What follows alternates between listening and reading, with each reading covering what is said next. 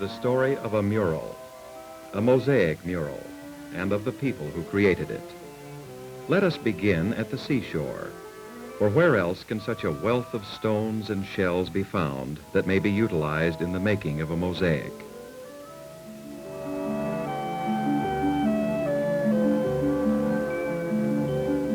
Interest is high among the students. Beautifully colored stones, ground and polished by the waves, are everywhere. A mosaic mural is to be made for their new school. And while these students are not the creators of the mural, they have the pleasure of selecting and collecting many of the materials to be used by the artist, and will even have a chance to help to assemble it.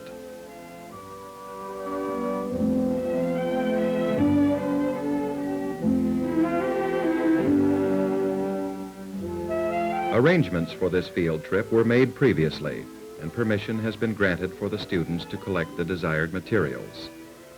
The use of beach pebbles will help to give a genuine feeling of the region to the work.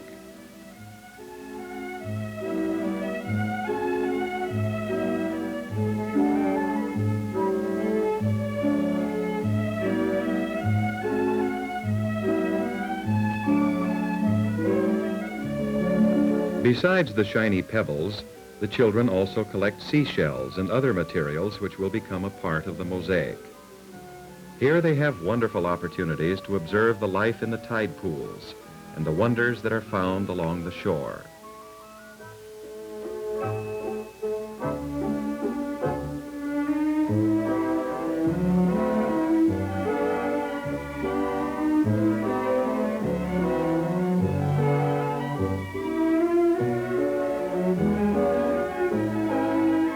But how are all of these things going to be put together? How will they be used? Miss Emmy Lou Packard, the well-known San Francisco artist, has the task of helping the various elements fall into place. She is the artist who will lend her talents to planning, directing, and supervising the mosaic mural.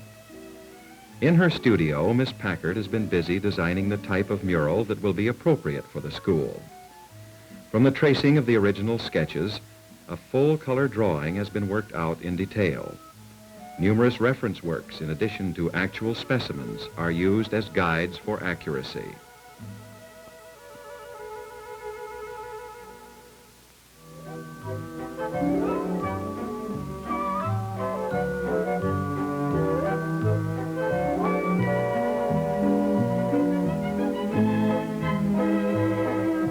The theme of the mosaic will be the various activities of the San Francisco region. Every locality has native materials that may be used to add interest. This mosaic will include regional birds, insects, native plants, and the cosmopolitan character of the peoples.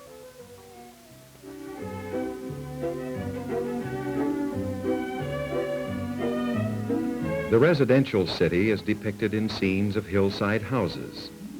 The Oriental influence that adds flavor to San Francisco is reflected in the kites.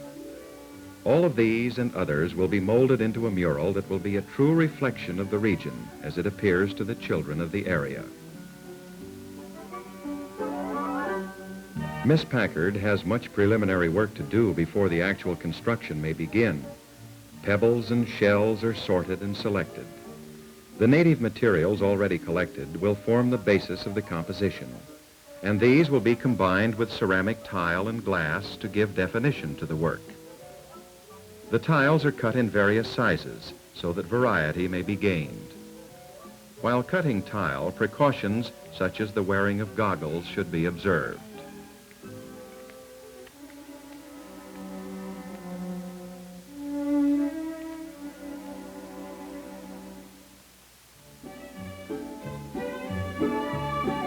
Nippers are used to cut the tiles into small shapes. Additional fine cutting will be done as the mural progresses.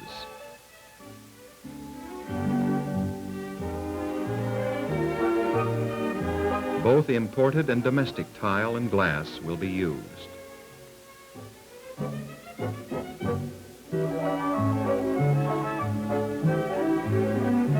The children, too, have been busy making preparations. They have brought in models of the clipper ship and specimens of butterflies and moths. They have also done research into the flora and fauna of the region.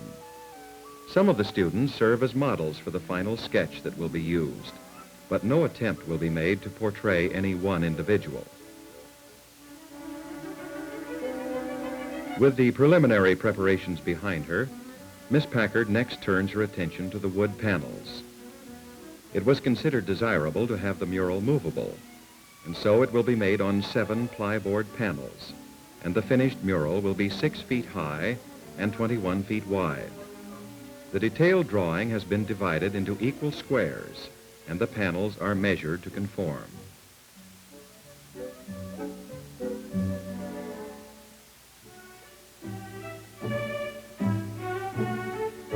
Within each large square, the space is filled with the details of the smaller square of the drawing. Lines are kept simple so that outline forms are easy to follow.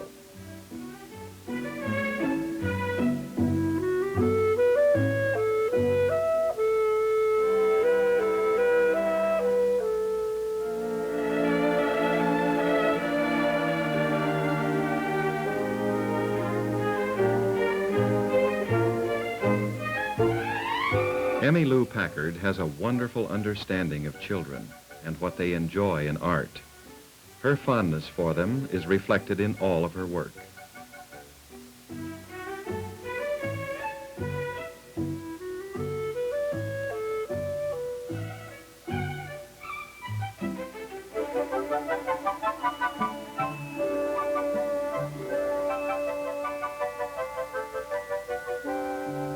After the design has been completely transferred to the panels, a coating of varnish is applied to both sides to prevent the absorption of moisture.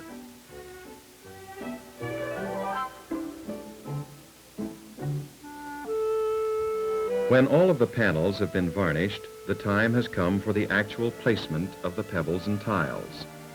The artist explains the entire project to the children and shows them the materials to be used. The beach pebbles have been washed to remove the salt, and trays of the materials have been sorted according to size and color. The original color drawing will serve as a guide, but the materials used will suggest new possibilities and variations of colors.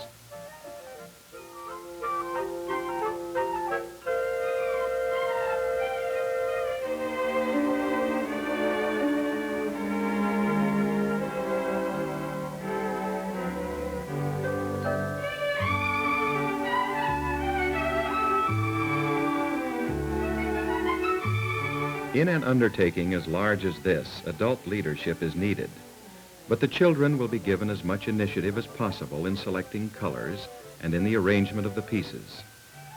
To produce a mosaic from the drawing, pebbles, tiles, glass, and other materials must be attached to the boards. Cement may be used, but modern science has produced mastics, which many artists prefer and now use to bind the mosaic. These mastics facilitate the making of mosaics in the classroom.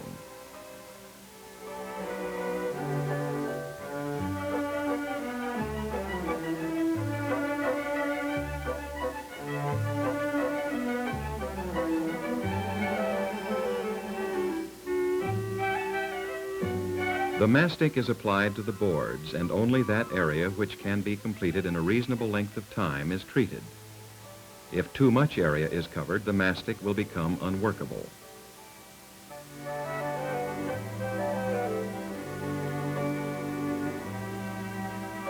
The outlines are filled in first, and these lines must be kept true. Once the outline is completed, the remaining area may be filled in.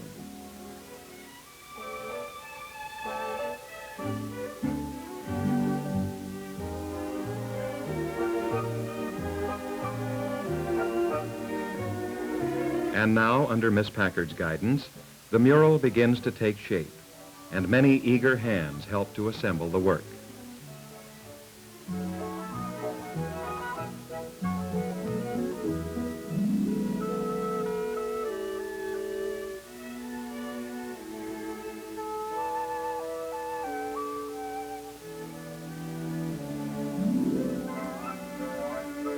In all, 650 children, ranging from the kindergarten through the 6th grade, took part in assembling the mural.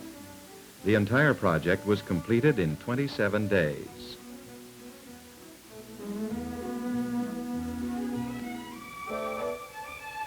Through understanding the whole plan, each child cooperated to complete a part. The experience enlarged their concepts of color, form, texture, and composition. They contributed fresh ideas which were incorporated into the mural. Even with adult leadership, there is room for individual creativity.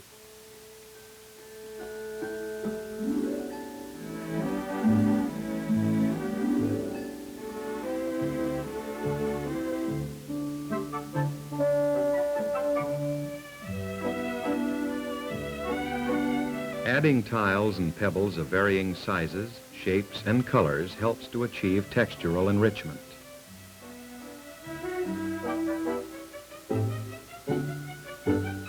As the children work, they discover that contrast of colors and textures are necessary to clarify and to emphasize the design. Without such contrasts, a monotonous effect would result. The use of slow-drying mastic makes it possible for changes to be made as the work progresses.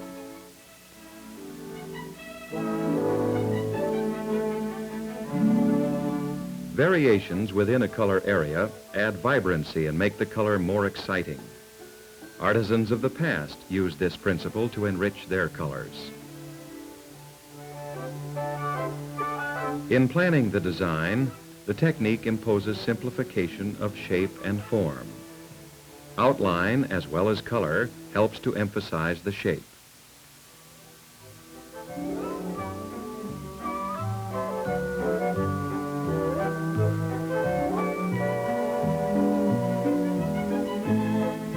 Special fine cutting of the tile may be needed for details.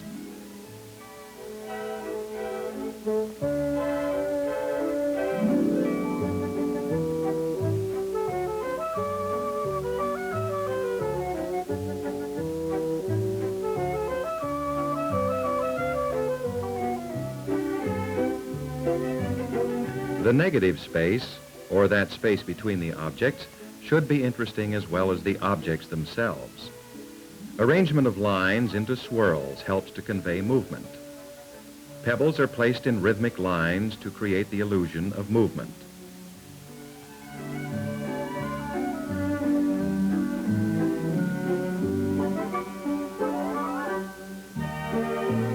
Notice how the pebbles convey the movement of the bird.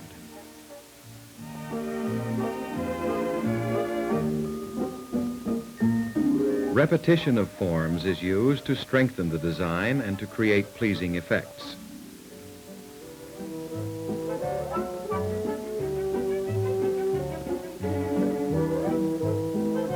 Through discussion and questions, the children learn that a work of art is a problem that they can help to solve. Mosaic is no longer a mystery to them, and they look with pride on their mosaic mural. Through having participated and shared in this experience, their new school takes on an added warmth for their having contributed something of themselves to it in helping to create a work of art.